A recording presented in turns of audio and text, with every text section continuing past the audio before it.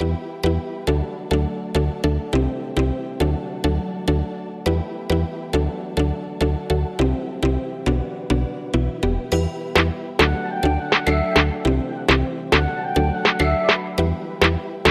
everyone, this is Shweta. My name is Inder and you guys are watching Shwavlog. Welcome to our channel. So we are going to react on a video, and the video name is Who Are the Tamil People? And okay. It is by the channel Kogito. So you know what, and guys, if you like the video, please make sure you subscribe to the channel. Without wasting any time, let's watch the video. Let's watch it. This video is sponsored by CuriosityStream. Get access to Nebula, a video streaming service made by your favorite educational creators when you sign up for CuriosityStream using the link in the description. This is South India, home to the biodiversity hotspots, the Western and Eastern Ghats, the Bengal tiger, the Nilgiri tar, the Indian elephant, and whatever this creature is. Here is also the cradle of Tamil culture. Today there are about 80 million Tamils in the world. That's more than there are French, Colombians, or Kenyans. Most Tamils live in North and East Sri Lanka or in the southern Indian state of Tamil Nadu, literally Tamil country. Tamil Nadu is now a state in modern India, but for thousands of years Tamilakam, or the homeland of the Tamils, was much larger and ruled by independent kingdoms. Tamil culture is the last surviving classical civilization because they've managed to keep their beliefs, culture and language intact for over 2,000 years. But who are the Tamils? What is their story? And what does it have to do with $700 billion golden coconuts? Well, let's find out.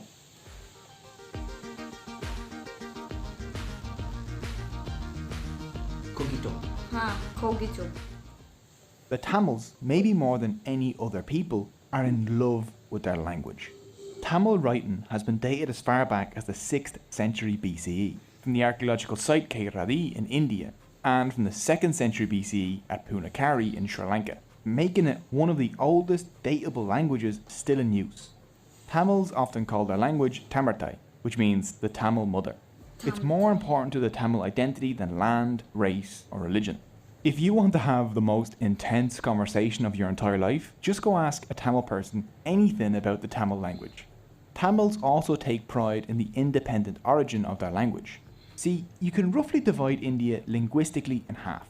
North Indians generally speak languages descended from Sanskrit, an Indo-European language. This language family stretches from North India all the way over to Iceland. South Indian languages like Tamil belong to a completely unrelated language family called Dravidian.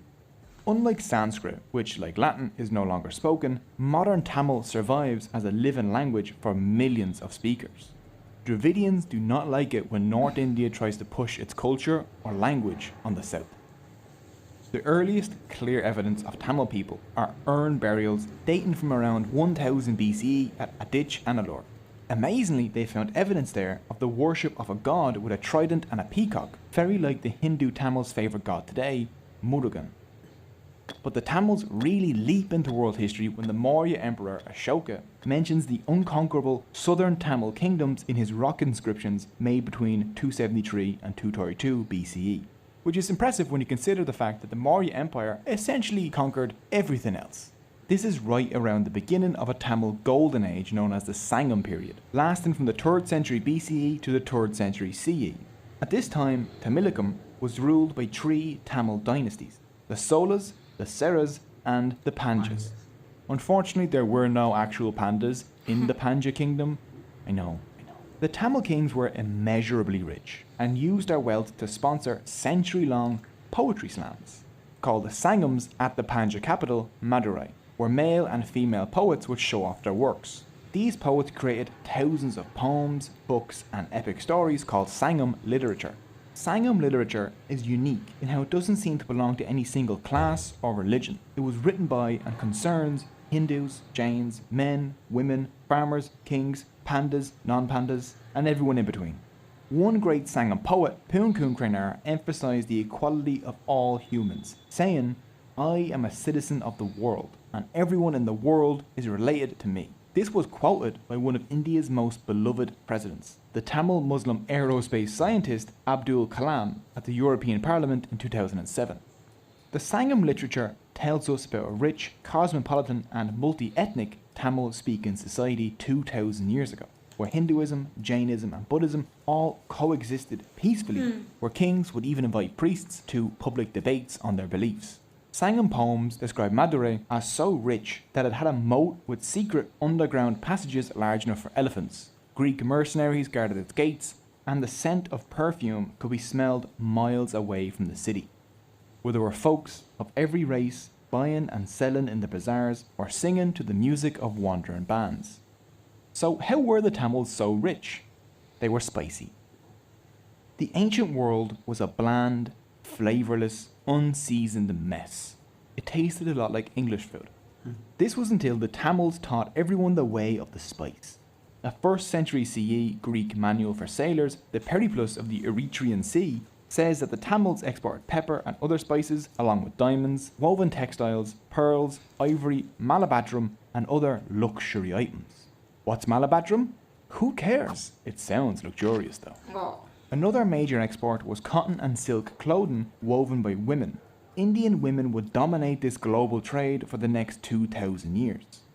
Tamils traded so much that Pliny the Elder said India takes 100 million sesterces from our empire per year at a conservative estimate. That's about 10 tons of gold. China had the Silk Road, the Tamils had the Flavor Highway? No, the Spice Boulevard. Whatever. They made themselves the centre of a global trade network that linked Europe, the Middle East, Africa, India, Southeast Asia and China. We've discovered massive hoards of Chinese, Iranian and Roman coins along the ancient Tamil coast. Tamil inscriptions have been found as far apart as Egypt and Thailand. A statue of the Hindu goddess Lakshmi got buried at Pompeii, and Tamil ambassadors met with Augustus Caesar in 20 CE. This trade made Tamil cooking the first international cuisine in the world. The word orange comes from the Tamil naram, ginger comes from Tamil inchivar, and rice in loads of European languages comes from the Tamil arisi. Without the Tamils, Ireland's greatest contribution to world cuisine, the spice bag, would not exist. And honestly, I don't want to live in that kind of world. One Roman cookbook had over 300 recipes using Indian spices, from ostrich curry to tasty peppered brain sausage, or everyone's favourite, another laxative. Link to the cookbook is in the description, in case you need a laxative. Tamils got so rich off of their trade routes that just one temple, the Padmanabhaswamy temple, whose vaults were recently opened, has a treasure worth over $700 billion. This was accumulated over thousands of years from the donations from Tamil dynasties like the Seras, the Panjas, the Pallavas and the Solas. Some of the things in the temple include this golden Mahavishnu statue, tens of thousands of gold coins, a solid gold throne, golden elephants, a 5-meter long diamond necklace, and my personal favourite, a 30-kilogram solid gold coconut. At what point does that stop being a coconut and start being a bowling ball? There are still unopened vaults in this temple, so we're still unsure of how much it's worth. Tamil merchants, monks and craftspeople worked across Southeast Asia and lived in small communities there. Tamil merchants didn't just trade pepper with Southeast Asia, they traded the spiciest thing of all: ideas. From the 4th century CE on, kingdoms from Thailand to Vietnam to Indonesia were ruled by Hindu kings and wrote using Tamil writing. Modern Khmer, Javanese and Thai scripts all descend from the Tamil Pallava script. The greatest monument to this cultural exchange is the originally Hindu temple of Angkor Wat in Cambodia, the largest religious structure on earth. By the end of the 13th century, we even find the Tamil Hindu temple dedicated to Shiva all the way over in the Chinese port of Qinzhou, where a small Tamil community lived. The wealth and fame of the Tamil lands invited more than just merchants. A small Jewish community could be found in Kochi from the 6th century BCE. More even came as refugees after the destruction of the Second Temple in 70 CE. And according to local tradition, the Jews were followed by St. Thomas, the apostle of Jesus, who landed in India in 52 CE and started converting people to Christianity. From Thomas, India's current Syrian Christian community claims descent. In 629 CE, a mosque was built by Muslim merchants in Muziris, and you can still go visit it today, or part of it at least, because the Portuguese blew it up in 1504, but it's still cool. You can still see some of it. Okay, so we're going to do a little time jump here. Let's see. Invaded by Buddhist warrior tribes, Jainism and Buddhism take over for a bit, rise of the Pallava dynasty, Hindu revival. Here it is. After the Sangam period, the next great Tamil golden age happened under the Sola dynasty, between the 9th and 13th centuries. Their greatest king, Raja Sola, rose to the throne in 985 CE. He and his son quickly turned his modest kingdom into an empire that conquered most of South India, Sri Lanka, and the Maldives.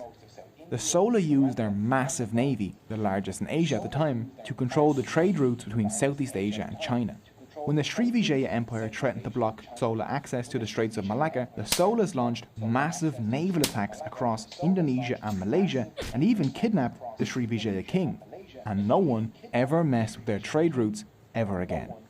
Along with an army containing 60,000 war elephants, the Sola king's personal guard included the Padimuglir, or women bodyguards trained in Tamil martial arts and weapons. There are also mentions of women working as advisors and ambassadors, and using their own money to make large donations to temples.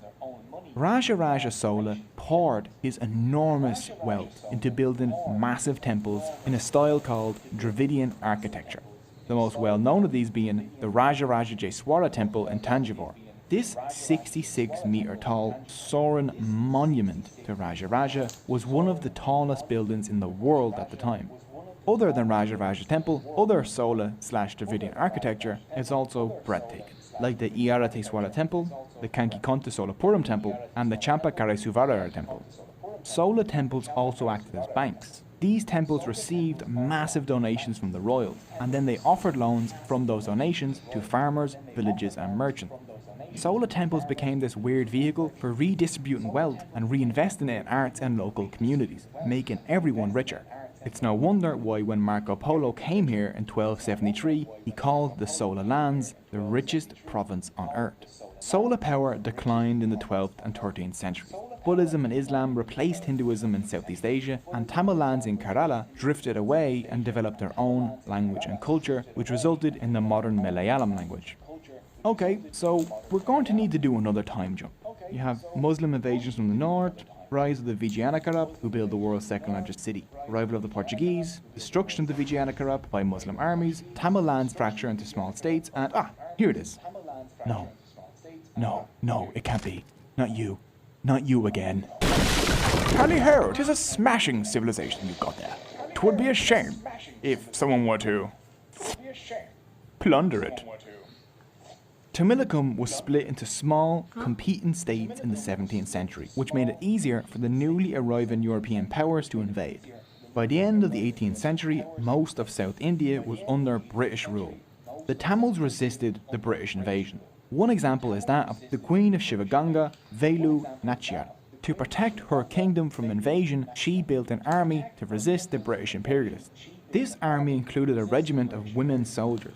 One of them, Kulili, volunteered to destroy a vital British ammunition depot that was located inside a temple. Kulili and her fellow warriors easily entered the temple as worshippers because the British thought women were harmless.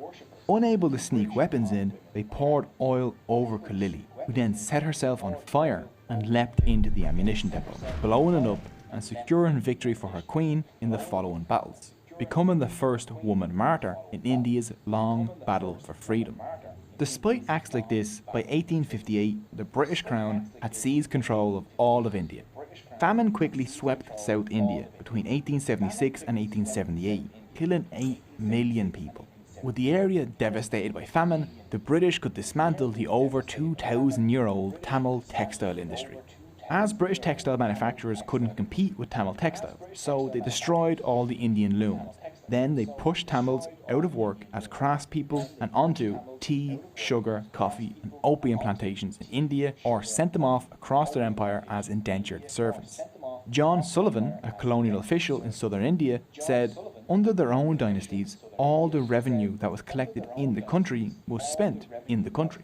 Our system acts very much like a sponge, drawing up all the good things from the banks of the Ganges and squeezing them out on the banks of the Thames. India would eventually win its independence from Britain in 1947. In the first 2 decades of Indian independence, language became a battlefield in India.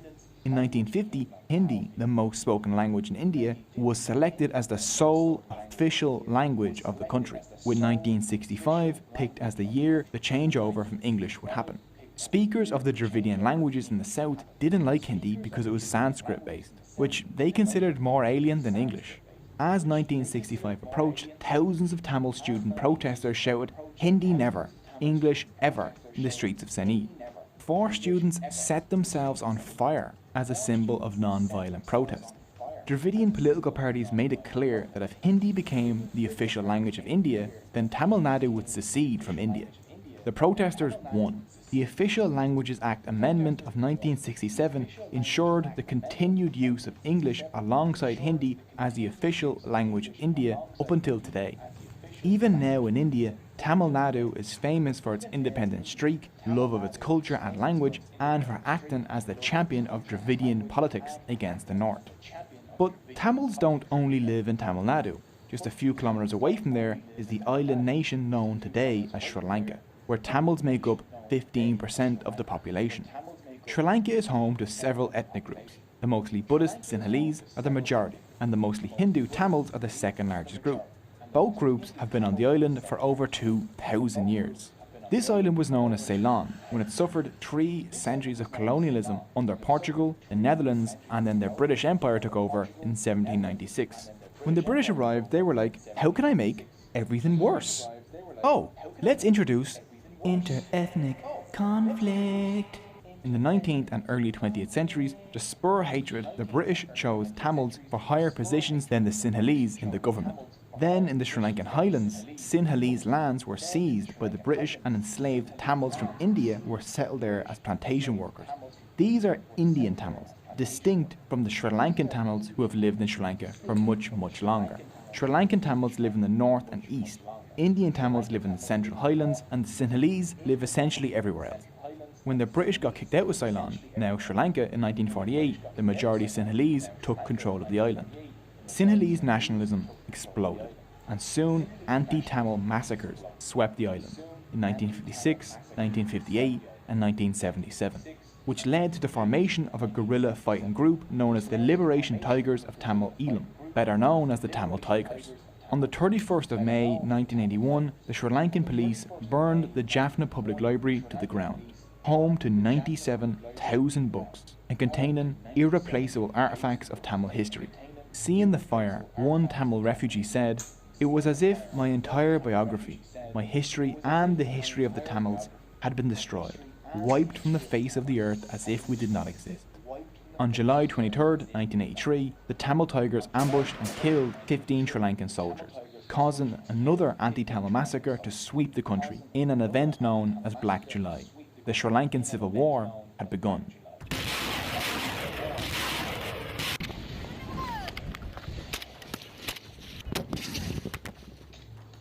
The Tamil Tigers were fighting for an independent Tamil nation in the Tamil parts of the island.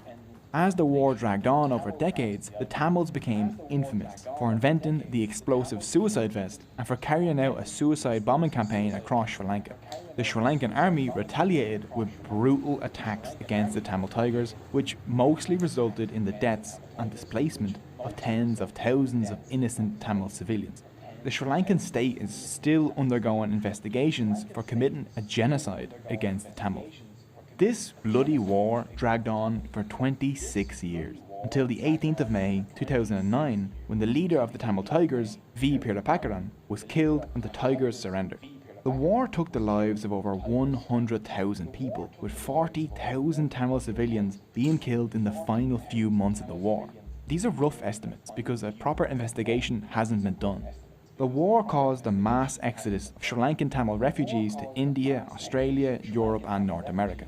Today, around 8 million Tamils live outside of India and Sri Lanka. From the 19th century onwards, they went as indentured labourers across the British Empire, especially to Malaysia, Singapore, South Africa, Fiji, Mauritius and the Caribbean, where many have kept their Tamil identity. Tamil is actually an official language in Singapore and Malaysia. Well, I think now it's time to take a look at Tamil culture. Religion. Today, about 88% of the Tamil population of Tamil Nadu are Hindus, 6% are Christians, 5.8% are Muslims, and Jains, Buddhists and Sikhs make up the rest. The most important Tamil festival is Thai Pongal, a harvest festival dedicated to the Hindu sun god Surya that usually occurs on the 14th of January.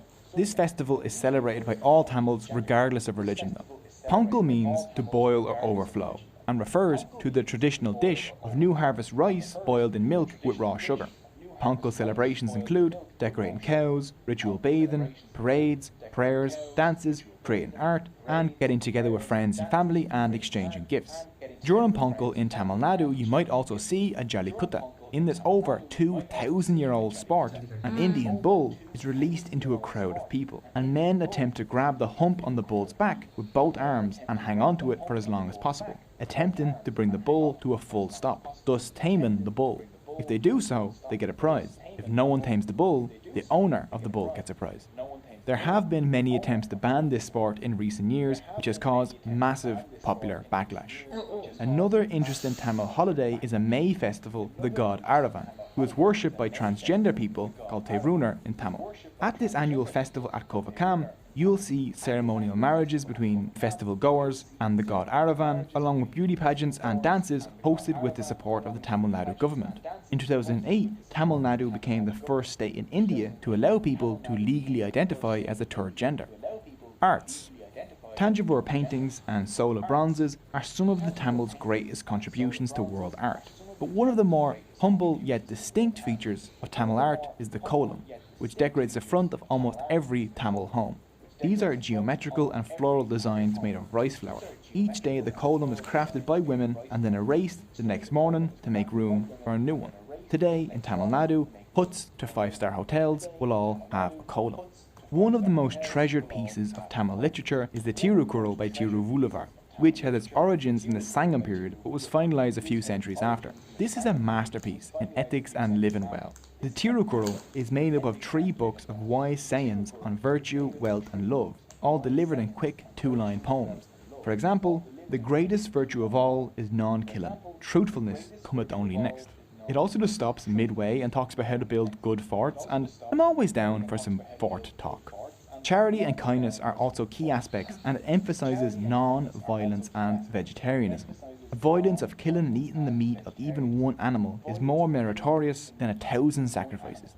The Tirukural is vital to Tamil culture. It pops up in songs, films and books. Every bus in Tamil Nadu is legally obligated to have a verse from the Tirukural on it.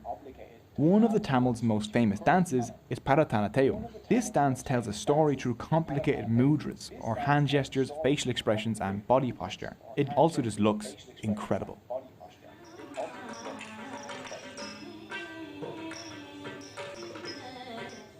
Food. Rice is the staple of the mostly vegetarian Tamil diet. Bananas and plantains, jackfruit, coconut, lentils, tamarind and mango are also commonly used ingredients, along with a huge amount of spices. Traditionally, a Tamil meal is eaten off of a banana leaf. Some favourite Tamil foods include the light and fluffy idli, the fried and spicy vadai, the crispy dosa, and the delicious fried banana bonda. And no Tamil dish is complete without a side of sambar, chutney, or in Sri Lanka, coconut sambal. Tamils also love their coffee, which they brew in this unique South Indian device. Cinema. Tamil people are passionate about cinema. Based in the Kodobakram neighbourhood in Sena, the Tamil film industry, or Kollywood, is the second largest film industry in India. Mani Ratnam's gangster epic Nayakam was included in Time magazine's 100 best movies of all time list. I actually watched a movie with one of Tamil cinema's superstars, Rajinikanth, where this happens, and it was an absolutely amazing few hours. Tamil cinema has even bled into Tamil politics. 3 chief ministers of the Tamil Nadu state have risen out of Tamil cinema. Tamil cinema acts as a way for Tamils to preserve their independent and original culture by producing films in the Tamil language based on Tamil ideas and culture. I wish there was something like that for YouTubers, so they could create independent and high quality educational content for people that just love learning. Oh wait, Cogito and a bunch of our creator friends got together and made our own platform called Nebula, and we're excited to be partnering with CuriosityStream. Nebula is a place where you can watch some of the best educational content ad-free, uncensored and earlier than YouTube. This video was up on Nebula days ago, and there creators can also experiment with all kinds of new and exclusive content. This channel has exclusive content up on Nebula, and by supporting Nebula, you'll be providing a budget for creators to put out Nebula originals that would never make it on YouTube. Take for example Tom Scott's new game show, Money, where he turns some of your favourite creators against each other for fun and profit. Or Real Engineering's Nebula original, The Logistics of D-Day. It's an incredible World War II docu-series that dives deep into a topic that YouTube's algorithm would bury. There are many, many more Nebula originals, all funded by and created for people like you. People that enjoy original, independent and smart content. And now Nebula even has original podcasts. But what does CuriosityStream have to do with this? Well, CuriosityStream is the best place to find world-class documentaries online, so we've teamed up and created a deal. If you follow the link in the description and sign up for CuriosityStream's annual subscription, you'll get access not only to CuriosityStream's entire catalogue of thousands of documentaries, but you'll also get access to Nebula for free. And that's not a trial or anything like that. As long as you're signed up to CuriosityStream, you'll get Nebula. And right now, for a limited time, CuriosityStream is offering Cogito viewers a 41% discount on their annual subscription. That's less than $15 a year for CuriosityStream and Nebula. I just finished watching their new documentary, Treasures of the Earth, which is about indigenous peoples around the world. So if you like this video, you'll love that documentary. Unlike us, they actually have a budget to go and fly around the world and film these people, rather than drawing cute, chonky versions of them like we do. So click the link below to get 41% off the annual CuriosityStream subscription along with free access to Nebula. Or you can just go to curiositystream.com/Cogito. I hope you enjoyed this video. Let me know what you thought in the comments below. What people would you like us to cover next? You can find all the sources used in the description. If you're interested in supporting this channel, you can find our Patreon and merch store also linked down below. Our patrons get early access to all of our videos and a peek behind the scenes, along with knowing that these videos would not be possible without them. So thank you so much for watching and Poi tu Varen.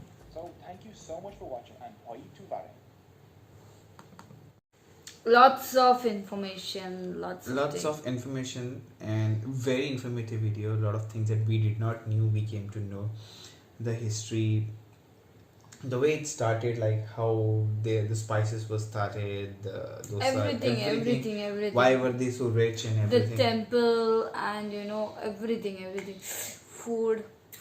Yeah, of Let's course. have Food, masala movies. dosa today. Yeah, we will. Let's talk about the video first. Yeah, I'm hungry But again, now. I love the culture. I love that the cultural and the cartoons were showing the everything. way the Tamil culture is, it's very amazing. Chola dynasty. Very amazingly made. Very nice. Again, a lot of things that we did not know, now we know by watching this video. And we would love to know more about Tamil culture. Actually. This has given me more curiosity to learn more about Tamil culture. About the letters, about the wordings, like 200 BC, everything it was like shown properly. Very nice. Very nice. Let's see. Very nice. I feel like staying in India, everyone should know this, okay? We came to, there were some things that we knew already, but there were a lot of things that we did not know before this video. This video helped us. I think so this kind of information should be available to everyone to understand what is the actual culture that we had before and what not, and what are the problems we had in the past and everything. The British just came and screwed up everything. Otherwise, Tamilians were always very rich, and they're still very rich by heart, of course. Yes, that's true. The Somnath temple, the doors were open and everything. Very interesting everything. video. Very nice. This video covered everything from history to present to the future, like the movies, food. This video tried to cover every aspect of it. Everything. About tradition, about the clothes. Yes, about the war, about the clothes. Everything. About the dance Bharatanatyam, and everything. Language. Everything. The temples around the globe and everything. Very nicely. Very nicely. And how many feet the temples are. It's shown in every the diagram. Yes. It's good, yeah. It's very nice. Let's visit. Guys, please give us such informative videos. We will love to react on it, because by reacting on it, we also learn something. Okay, it's kind of knowledgeable for us as well. So guys, keep on suggesting us more videos to like, subscribe, share, comment, click on the bell icon. Bye. Tell me pretty lies, look me in in the face. Tell me that you love me, even if it's fake.